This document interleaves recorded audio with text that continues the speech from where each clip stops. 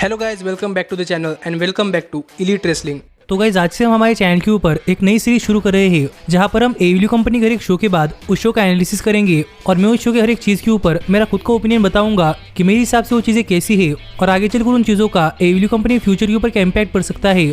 जिस सीरीज को रिस्पॉन्स कैसा मिलता है देखते हैं। और गाइज आप इस सीरीज के अंदर कमेंट्स में आप अपने खुद के ओपिनियन भी शेयर कर सकते हैं और आप बता सकते हैं कि आपका एडब्ल्यू कंपनी की हर एक चीज के ऊपर क्या ओपिनियन है। तो गाइज ये सब बातें जानने के लिए ये वीडियो एकदम आखिर तक देखना और ऐसे ही एडब्ल्यू कंपनी से रिलेटेड हर एक न्यूज, रूमर और अपडेट और एडब्ल्यू कंपनी के हर एक शो का रिव्यू पाने के लिए हमारे चैनल को सब्सक्राइब करना मत भूलना। पर गाइस अब ज्यादा देर न लगाते हुए चलिए ये वीडियो शुरू करते हैं और बात करते हैं इस वीक के डायनामाइट शो की और जानते हैं कि इस वीक के डायनामाइट शो की बेस्ट चीजें कौन सी थी और वर्स्ट चीजें कौन सी थी और इन चीजों के ऊपर मेरा क्या ओपिनियन है। जिसके साथ ही मैं आपको इस वीडियो के अंदर इस वीक के डायनामाइट शो के टॉप 10 मोमेंट्स भी बताऊंगा। और गाइस शुरुआती करते हैं डायनामाइट शो की ओपनिंग से, जहां पर हमें ब्रॉडी किंग और डार्बी अलिन के बीच में मैच देखने को मिला था। जो मैच कैसा था ये मैंने आपको सुबह हमारे चैनल के ऊपर डायनामाइट शो के रिव्यू वीडियो के अंदर बताया है। पर गाइस जहां तक बात है इस मैच के अंदर ब्रॉडी किंग की परफॉर्मेंस की, तो गाइस यहां पर ब्रॉडी किंग को देखकर ऐसा लग रहा है कि ब्रॉडी किंग अब एडब्ल्यू कंपनी के अंदर एक सिंगल रन के ऊपर जा सकते हैं या फिर ब्रॉडी किंग एडब्ल्यू कंपनी के अंदर एक बहुत ही बड़ा सिंगल्स रेसर बन सकते हैं। तो देखना पड़ेगा कि इससे एडब्ल्यू कंपनी को कितना फायदा होता है।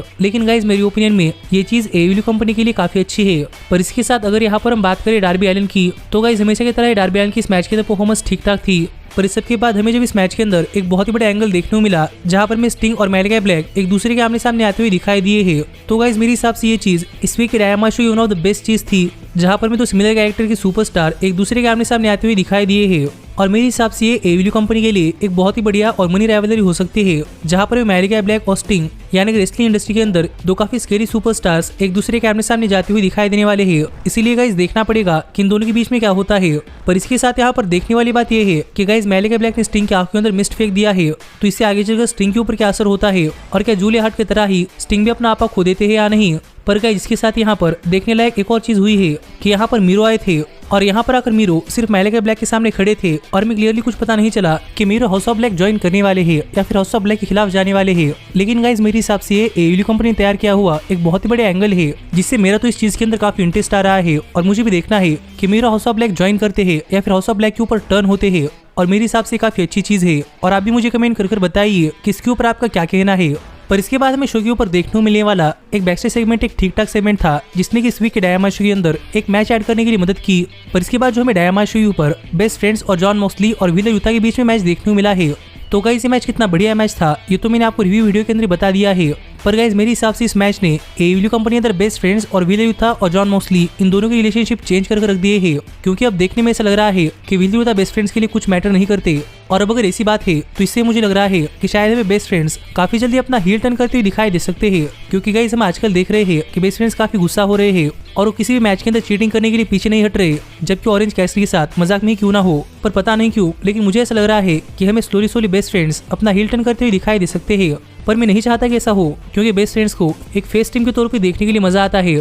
पर इसके बाद जो हमें इस वीक के डायनामाइट शो पर स्वर्ट स्ट्रिकलैंड और कीथ ली के चैंपियनशिप सेलिब्रेशन देखने को मिला है, तो वो सेगमेंट मेरे हिसाब से एडब्ल्यू कंपनी का एक ठीक ठाक सा सेगमेंट था, क्योंकि इसके बारे में हम ज्यादा कुछ कह नहीं सकते। क्योंकि पहली बात तो कि हम यूएसए के सेलिब्रिटीज को नहीं जानते और हमें नहीं पता कि उनका यूएसए के मार्केट के अंदर कितना इन्फ्लुएंस है। इसलिए मेरे हिसाब से ये सेगमेंट एक एवरेज सेगमेंट था या फिर कोई इस वीक के डायनामाइट शो का वर्स्ट सेगमेंट था। पर इसके बाद हमें डायनामाइट शो ऊपर बुचर और ब्लेड डार्क ऑर्डर के ऊपर अटैक करते हुए दिखाई दिए थे, जहां पर हैंगमैन पेज ने डार्क ऑर्डर को सेव कर लिया था, जिस चीज से हम समझ सकते हैं कि गाइस यहाँ पर हैंगमैन पेज डार्क ऑर्डर के साथ रहने वाले हैं और हमें हैंगमैन पेज और डार्क ऑर्डर इनकी स्टोरी आगे कंटिन्यू होती हुई दिखाई देने वाली है, जो मेरे हिसाब से हैंगमैन पेज के लिए काफी एवरेज स्टोरी है। क्योंकि गाइस अभी भी हैंगमैन पेज वर्ल्ड चैंपियनशिप हार कर आए हैं और मुझे लग रहा था कि हैंगमैन पेज को एक बहुत ही बड़ा स्टोरी लाइन मिल सकती है, लेकिन यहाँ पर एडब्ल्यू कंपनी ने हैंगमैन पेज को दोबारा से डार्क ऑर्डर के साथ अलाइन कर लिया है, जो देखने में ऐसा लग रहा है कि हैंगमैन पेज चैंपियन बनने के बाद डार्क ऑर्डर को भूल रहे हैं और चैंपियनशिप हारने के बाद दोबारा से डार्क ऑर्डर के साथ आ रहे हैं। इसलिए मुझे तो ये चीज पसंद नहीं आई और आप भी मुझे कमेंट कर बताइए कि इसके ऊपर आपका क्या कहना है, क्योंकि मुझे तो लग रहा है कि hangman page better story line deserve करते हैं। पर इसके बाद हमें क्रिश्चियन केज और लुचासोरस का मैच देखने को मिला था, जिस मैच में सबसे बड़ी हाईलाइट थी जंगल बॉय का रिटर्न, जो रिटर्न तो मैंने एक्सपेक्ट नहीं किया था कि हमें इस वीक के शो के ऊपर देखने को मिलेगा, क्योंकि मुझे लग रहा था कि रिटर्न लास्ट वीक ही होगा, लेकिन इस वीक हुआ है। पर फिर भी इस रिटर्न ने हमें इस वीक के डायनामाइट शो ऊपर एक शॉकिंग मोमेंट दी है और जंगल बॉय के यहाँ पर आते ही लुचासोरस से जंगल बॉय की साइड के ऊपर होना, ये चीज मुझे काफी पसंद आई है, क्योंकि गाइस हम समझ सकते हैं कि लुचासोरस और जंगल बॉय की हिस्ट्री है और लुचासोरस ऐसे ही जंगल बॉय को नहीं भूलने वाले इसीलिए अब लुचासोरस और जंगल बॉय इन दोनों को एक साथ होकर क्रिश्चियन केज के ऊपर अटैक करते हुए देखने के लिए मजा आएगा और देखना पड़ेगा कि सबके बीच क्रिश्चियन केज किस तरीके सर्वाइव करते हैं। पर गाइस क्या पता यहाँ पर क्रिश्चियन केज की चाल भी हो सकती है कि उन्होंने लुचासोरस को ऐसा दिखाने के लिए कहा होगा कि वो जंगल बॉय के साथ है, और क्या पता आगे चलकर जब इन दोनों के बीच में मैच हो तब लुचासोरस फिर एक बार जंगल बॉय के ऊपर टर्न हो जाए, जो मेरे हिसाब से एक बहुत ही बड़ा स्टोरी लाइन हो सकती है। लेकिन गाइस मैं नहीं चाहता कि ऐसा हो, क्योंकि माना कि अगर ऐसा होता है तो ये काफी शॉकिंग चीज होगी। लेकिन मुझे लग रहा है कि जंगल बॉय और लुचासोरस इन्हें अलग नहीं करना चाहिए। लेकिन गाइस अगर ये अलग होती भी है तो हमें आगे चलकर जंगल बॉय फ्यूचर में काफी बड़े सुपरस्टार बनते हुए दिखाई दे सकते हैं, जो देखने के लिए मजा आएगा।